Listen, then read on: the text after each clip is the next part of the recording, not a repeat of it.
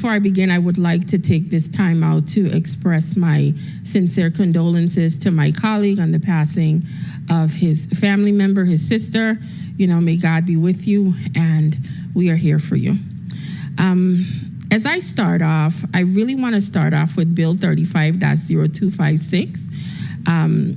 What is the cost of this project for the government?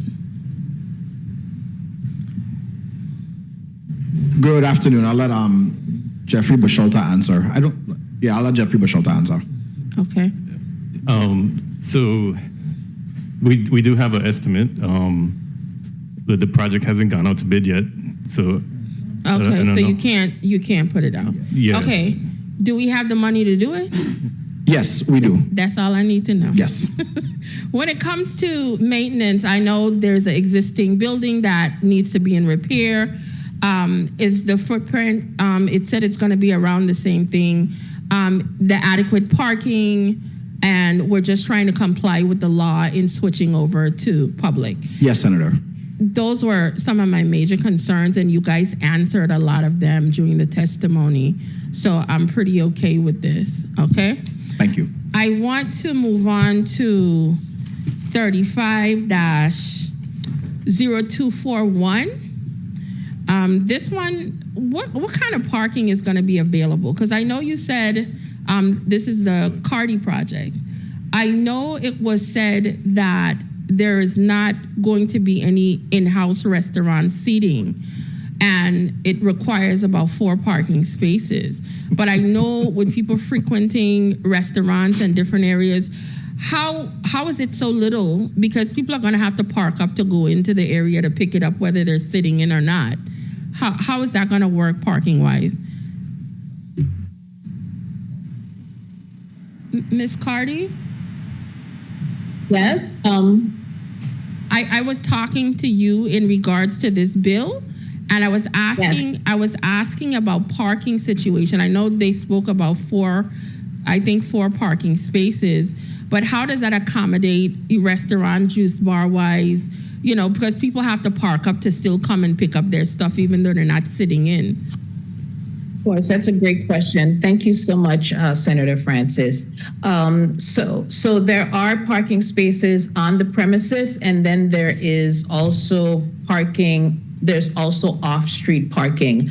But what I will say is that our focus is so that when people order their food, we operate very efficiently so that people can come in, pick up their food, and then they can leave. There's really not going to be any emphasis on sort of dwelling and hanging around. Okay.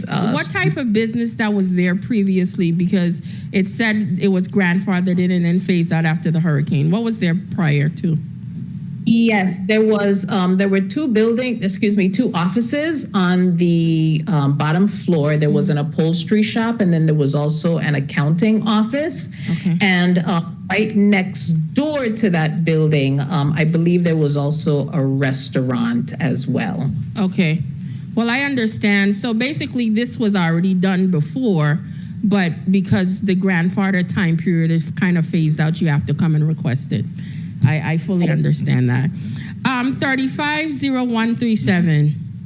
I can't really put this under affordable housing because I understand what you're doing. So I don't want to ever tell the public this is affordable housing, because I know some people were saying that's what we need, but we're just talking about housing.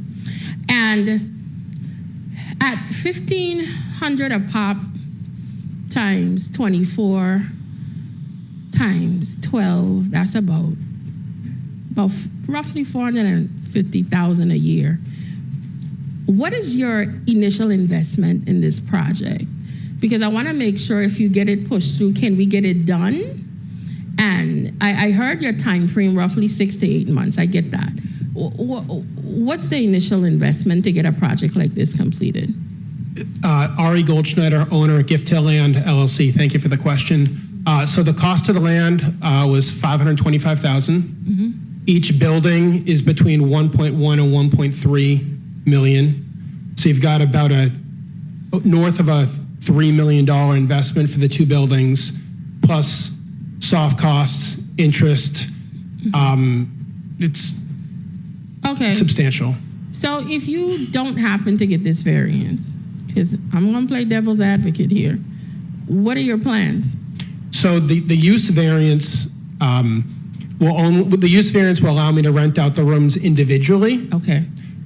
Without the use variance, I would rent out to a single business who would then house their employees, such as Pafford, or they've reached out, or restaurants, bars, So et you cetera. have alternatives. Time. Okay. Could I just wrap up quickly? I also want to ask about the square footage of these rooms. 160 square feet. Is that inclusive of the bathroom, or the whole thing is 160 square feet? Inclusive of the bathroom, sitting area, and bedroom. It's a half of a 320 square foot shipping container. And to be clear, that's just the private space. We've got ample outdoor shared space. So I'm not gonna lie to you. I love shipping containers. I am one of the fans. If I had a parcel right now, I'd buy a couple of them, and they have some very beautifully pre-done ones that are really nice. And with the concern with the hurricanes, they could withstand anything, because I've done quite intensive research on the shipping containers, because I want one. It's just me. But I want to make sure alleviate the aesthetic part for the community, because, you know, some people are going to say, well, hey, it's containers. How does it look? Have you guys considered, I've seen where they've done the exterior of the shipping containers, where they have put strips of wood to beautify them so you wouldn't even know it's a shipping container. Is that part of your plans to potentially help alleviate the concerns of the neighborhood? For sure. Once they're built, we've assessed a bunch of different alternatives, whether it be lattice with climbing plants, ample landscaping, some sort of exterior cladding. Absolutely. Once they're on site, we'll figure out what the best way to blend it into the neighborhood will be. Okay. Good question. My time is up. Yes, thank you. I was trying to give up today. I wanted to ask another question in regards to aesthetics and the layout.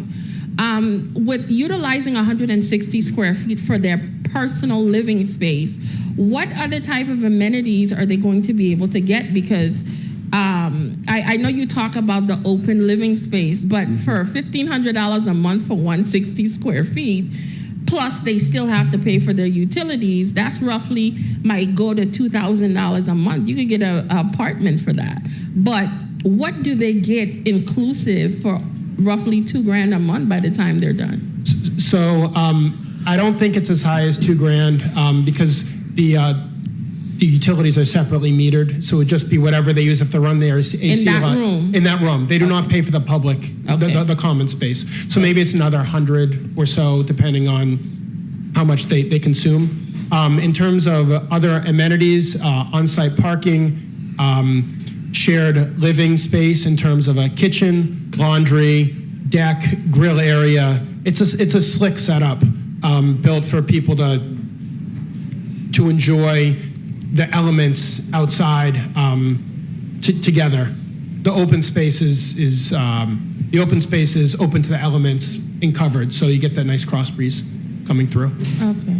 Well, Mr. President, I really appreciate you giving me the additional time, but I do hope you guys toss in some more amenities. Thank you so much for the time. Thank you very much, Senator Francis Heiliger. Just for clarity purposes, when you think about 160 square, Sidewalks versus pathways to walk around your community, because I'm getting a little confused.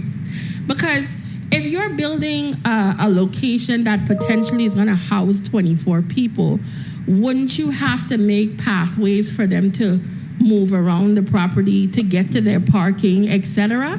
Is this something separate from sidewalks? Because I'm trying to understand what the difference is. Ari Goldschneider, Gift Hill Land, LLC. So of course we will have pathways around the parcel. I said that I'd be open to constructing the sidewalk in front of my property in conjunction with DPW. Thank you. Thank you, Senator.